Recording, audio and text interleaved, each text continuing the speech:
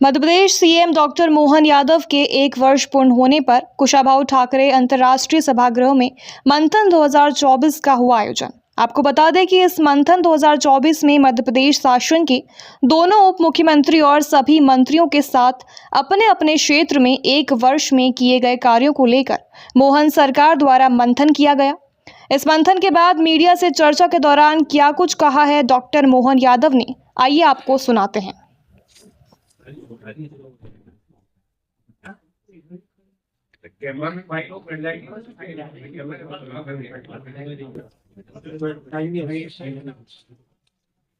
माननीय प्रधानमंत्री श्रीमान नरेंद्र मोदी जी द्वारा अपने सरकार के गठन के साथ ही वो पूरे देश में केंद्र सरकार और राज्य सरकार के द्वारा सभी वर्गों की समान रूप से प्रगति हो, उत्थान के लिए काम किए जाए, इसके लिए लगातार प्रेरणा देते हैं। और मुझे इस बात का संतोष है कि हमारी अपनी सरकार ने बीते 1 साल के कार्यक्रम के साथ कल जैसे कैन बेतवा का हमारा बड़ा कार्यक्रम संपन्न किया, आज अभी माननीय मंत्रीगणों के साथ हमने गरीब, किसान, युवा, महिला, जो माननीय प्रधानमंत्री जी की 4 प्रायोरिटी है, 4 वर्गीकरण के आधार पर वो हमारे समूचे वर्गों के उत्थान के लिए जो कल्पना करते हैं, इस दृष्टिकोण से सभी माननीय मंत्रीगणों के साथ हमने अपने विभाग के अधिकारियों का 4 श्रेणी में विभिन्न विभागों का तालमेल करते हुए अब भविष्य की दृष्टि से आज की चुनौतियां भी, भविष्य में विकास की दृष्टि से विकास परक कल्पना की गई कि इस तरह से सभी वर्गों के अंदर लगातार कामों के अंदर गति मिले और जो संबंधित वर्ग हैं उन वर्गों का हित हो, मध्य प्रदेश का स्थान इस दिशा में लगातार आगे बढ़े। मुझे इस बात का संतोष है कि दिन भर आज काफ़ी अच्छे से मंथन हुआ। हमने यद्यपि ये एक तरह से मंथन नाम पे बैठक के आधार पर पहली बार हमने बैठक की है और कई सारे मंत्रीगणों ने सुझाव भी दिए और इन सुझावों को भी जोड़ते हुए जो प्रस्तुतिकरण किया गया उसमें भविष्य की दृष्टि से मध्य प्रदेश बेहतर से बेहतर स्थिति में बनकर आए और आर्थिक व्यवस्था में भी ये अग्रगण्य अपने इकोनॉमी को धारण करे, इस दिशा में काफ़ी अच्छे से प्लान भी हुआ है, बात भी हुई है। जैसा कि आपको जानकारी है, सरकार के गठन के साथ ही एक प्लान किया गया था कि हमारे बजट को हम डबल स्थिति में ले जाएंगे। कई सारे मामलों में खास करके टियर 2, टियर 3 अर्थात 12 लाख से ज़्यादा आबादी वाले जो हमारे महानगर हैं, उन महानगरों पे और फिर बाकी 10-12 लाख से कम वाली आबादी के टियर 3 जैसे शहरों के अंदर रोजगार, तकनीकी को बढ़ावा देना, MSME अर्थात मध्यम श्रेणी के उद्योगों को बढ़ावा देना,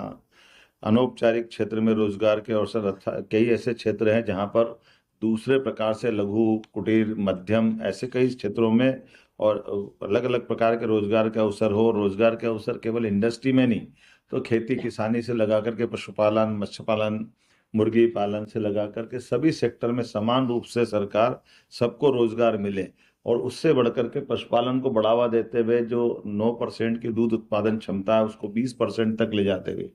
खेती किसानी से हमारे अपने किसानों की आय बढ़े ही बढ़े, लेकिन इसके साथ साथ वो दूध उत्पादन में भी या दूध उत्पादन के साथ साथ बाकी इससे जुड़े हुए दूसरे व्यवसाय उनके साथ उनकी आमदनी बढ़े, इस पे भी निर्णय करने के लिए हमने काफ़ी हद तक इस पे आज हमारे मंथन में विचार हुआ है। शहरों को आर्थिक रूप से कैसे समृद्ध बनाए, अर्थव्यवस्था को सुदृढ़ कैसे करे, इस कल्पना पे भी बात करने के साथ जो शहर के आसपास के बढ़ने वाले विकास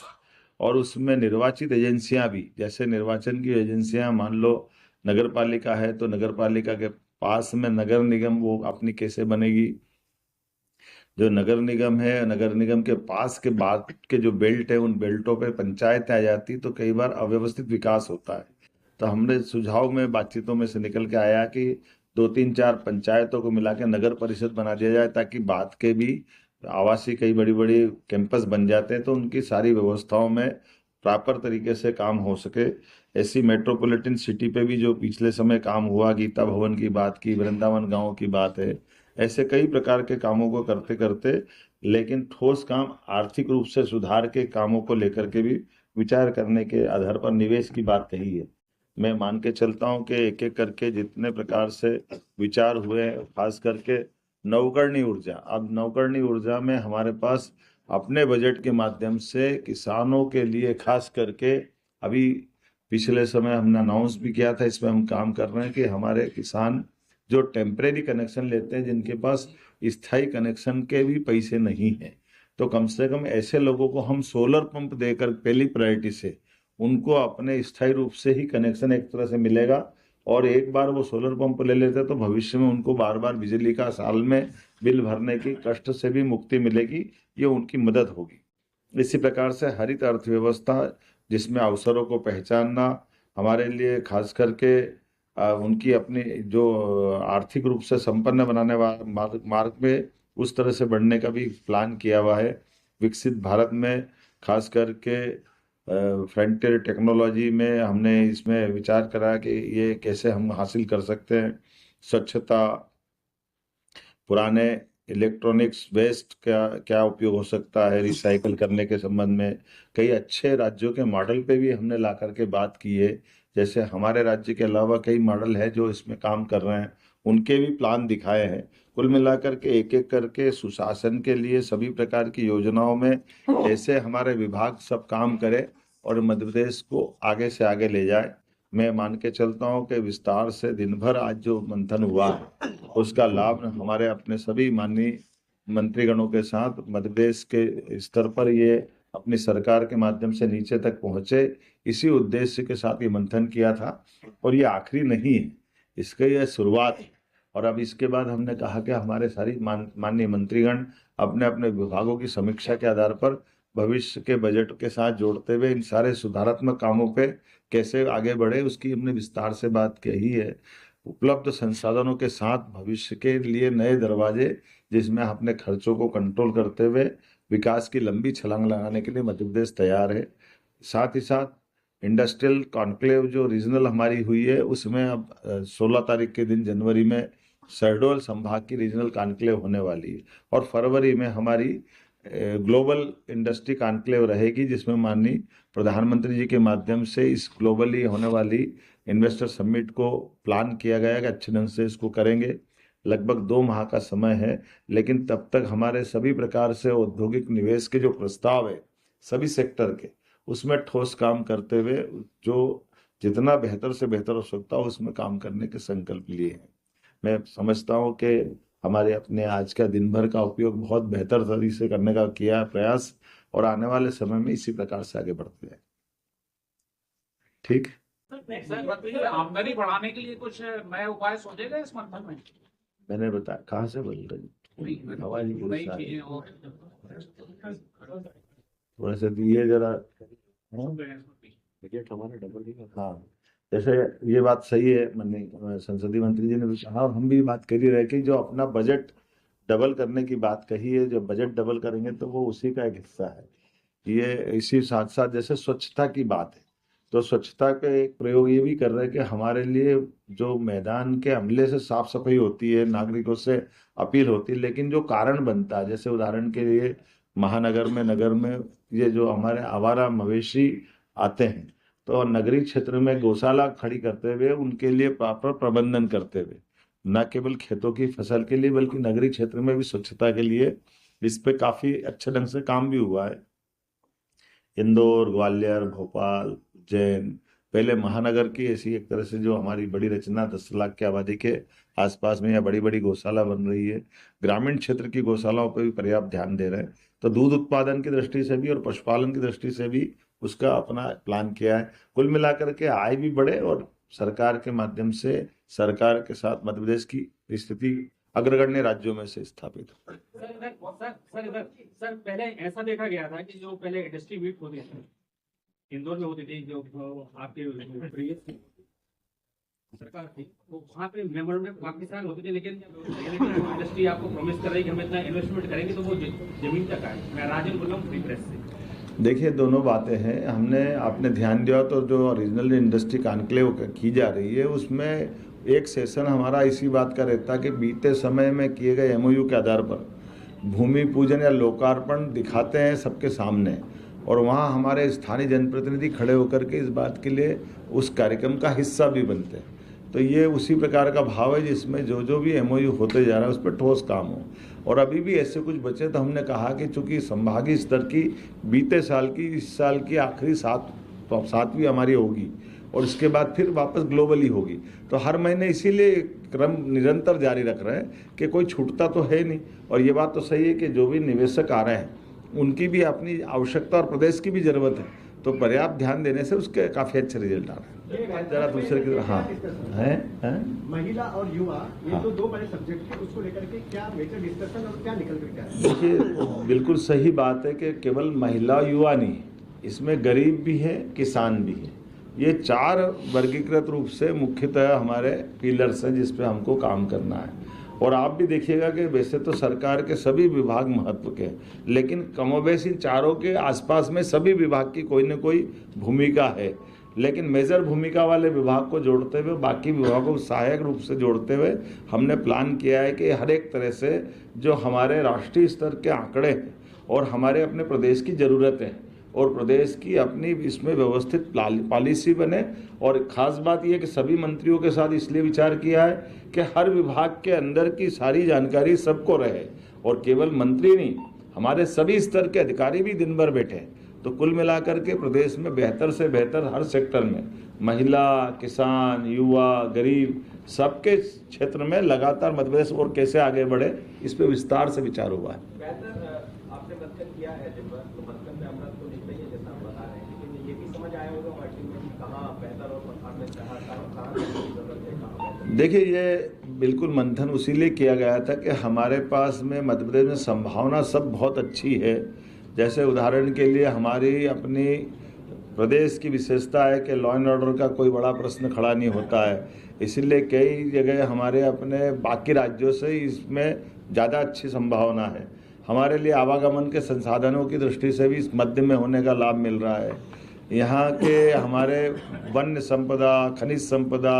भू संपदा, जल संपदा, ये प्राकृतिक की परमात्मा ने एक देन भी दी है, तो इनका बेहतर से बेहतर हमारा उनका एक तरह से किस प्रकार से प्लानिंग करें कि डेवलपमेंट में वो सब मददगार हो। भविष्य की दृष्टि से सेवा वाले भी बहुत सारे विभागों पे काम करने की बात कर रही है। हमने कहा कि हमारे मेडिकल, आयुर्वेदिक सारे क्षेत्रों में अच्छी संभावना, और इस पर हमने काफ़ी अच्छा काम किया है कि लगभग 30 मेडिकल कॉलेज आज चल रहे हैं और आने वाले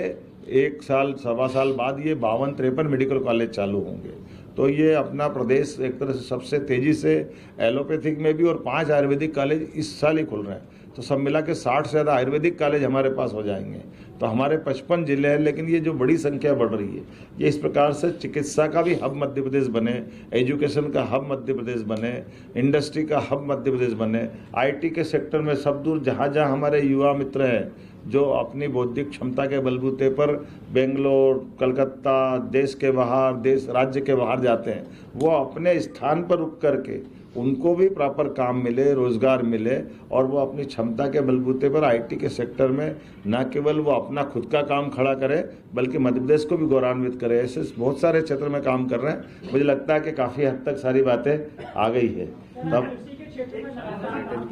हाँ, खासकर पर्यटन का एक क्षेत्र छूट रहा है। पर्यटन के क्षेत्र में माननीय मोदी जी ने जो कल अनाउंस किया है कि मध्य प्रदेश देश के नहीं दुनिया के अंदर 10 सबसे बड़ी भविष्य की संभावना में से मध्य प्रदेश है,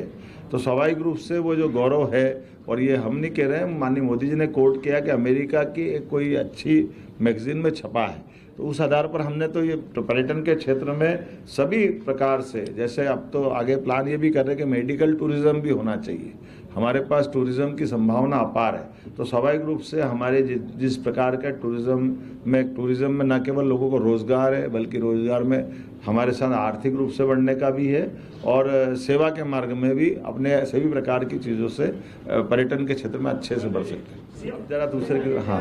हैं महिला और युवा, ये हाँ। तो दो बड़े सब्जेक्ट थे, उसको लेकर के क्या मेजर डिस्कशन और क्या निकल कर क्या है? देखिए, बिल्कुल सही बात है कि केवल महिला युवा नहीं, इसमें गरीब भी है, किसान भी है। ये चार वर्गीकृत रूप से मुख्यतः हमारे पिलर्स हैं जिस पे हमको काम करना है। और आप भी देखिएगा कि वैसे तो सरकार के सभी विभाग महत्व के हैं, लेकिन कमोबेश इन चारों के आसपास में सभी विभाग की कोई न कोई भूमिका है, लेकिन मेजर भूमिका वाले विभाग को जोड़ते हुए बाकी विभागों को सहायक रूप से जोड़ते हुए हमने प्लान किया है कि हर एक तरह से जो हमारे राष्ट्रीय स्तर के आंकड़े हैं और हमारे अपने प्रदेश की ज़रूरत है और प्रदेश की अपनी इसमें व्यवस्थित पॉलिसी बने। और ख़ास बात यह कि सभी मंत्रियों के साथ इसलिए विचार किया है कि हर विभाग के अंदर की सारी जानकारी सबको रहे और केवल मंत्री नहीं, हमारे सभी स्तर के अधिकारी भी दिन भर बैठे। तो कुल मिलाकर के प्रदेश में बेहतर से बेहतर हर सेक्टर में महिला, किसान, युवा, गरीब सबके क्षेत्र में लगातार मध्य प्रदेश और कैसे आगे बढ़े इस पर विस्तार से विचार हुआ है। बेहतर आपने मंथन किया है दिन भर, तो मंथन में अमृत तो निकला ही है जैसा आप बता रहे हैं, लेकिन ये भी समझ आया होगा पार्टी में कि कहाँ बेहतर और परफॉर्मेंस कहाँ करने की जरूरत है, कहाँ बेहतर। देखिए, ये बिल्कुल मंथन उसीलिए किया गया था कि हमारे पास में मध्य प्रदेश में संभावना सब बहुत अच्छी है। जैसे उदाहरण के लिए हमारी अपनी प्रदेश की विशेषता है कि लॉ एंड ऑर्डर का कोई बड़ा प्रश्न खड़ा नहीं होता है, इसलिए कई जगह हमारे अपने बाकी राज्यों से इसमें ज़्यादा अच्छी संभावना है। हमारे लिए आवागमन के संसाधनों की दृष्टि से भी इस मध्य में होने का लाभ मिल रहा है। यहाँ के हमारे वन्य संपदा, खनिज संपदा, भू संपदा, जल संपदा, ये प्राकृतिक की परमात्मा ने एक देन भी दी है। तो इनका बेहतर से बेहतर हमारा उनका एक तरह से किस प्रकार से प्लानिंग करें कि डेवलपमेंट में वो सब मददगार हो। भविष्य की दृष्टि से सेवा वाले भी बहुत सारे विभागों पे काम करने की बात कर रही है। हमने कहा कि हमारे मेडिकल, आयुर्वेदिक सारे क्षेत्रों में अच्छी संभावना और इस पर हमने काफ़ी अच्छा काम किया है कि लगभग 30 मेडिकल कॉलेज आज चल रहे हैं और आने वाले 1 साल, सवा साल बाद ये 52-53 मेडिकल कॉलेज चालू होंगे। तो ये अपना प्रदेश एक तरह से सबसे तेज़ी से एलोपैथिक में भी और 5 आयुर्वेदिक कॉलेज इस साल ही खुल रहे हैं। तो सब मिला के 60 से ज़्यादा आयुर्वेदिक कॉलेज हमारे पास हो जाएंगे। तो हमारे 55 जिले हैं, लेकिन ये जो बड़ी संख्या बढ़ रही है, ये इस प्रकार से चिकित्सा का भी हब मध्य प्रदेश बने, एजुकेशन का हब मध्य प्रदेश बने, इंडस्ट्री का हब मध्य प्रदेश बने, आईटी के सेक्टर में सब दूर जहाँ जहाँ हमारे युवा मित्र हैं जो अपनी बौद्धिक क्षमता के बलबूते पर बेंगलोर, कलकत्ता, देश के बाहर, देश राज्य के बाहर जाते हैं, वो अपने स्थान पर रुक करके उनको भी प्रॉपर काम मिले, रोजगार मिले और वो अपनी क्षमता के बलबूते पर आईटी के सेक्टर में न केवल वो अपना खुद का काम खड़ा करे बल्कि मध्य प्रदेश को भी गौरवान्वित करे। ऐसे बहुत सारे क्षेत्र में काम कर रहे हैं। मुझे लगता है कि काफ़ी हद तक सारी बातें आ गई है। तब हाँ, खासकर पर्यटन का एक क्षेत्र छूट रहा है। पर्यटन के क्षेत्र में माननीय मोदी जी ने जो कल अनाउंस किया है कि मध्य प्रदेश देश के नहीं दुनिया के अंदर 10 सबसे बड़ी भविष्य की संभावना में से मध्य प्रदेश है,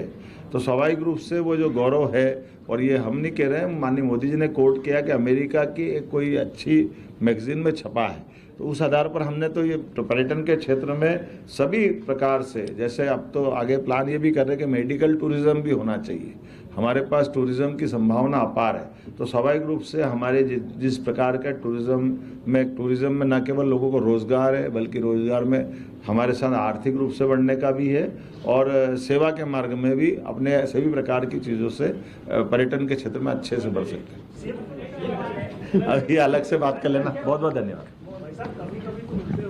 अरे रोज तो मिलते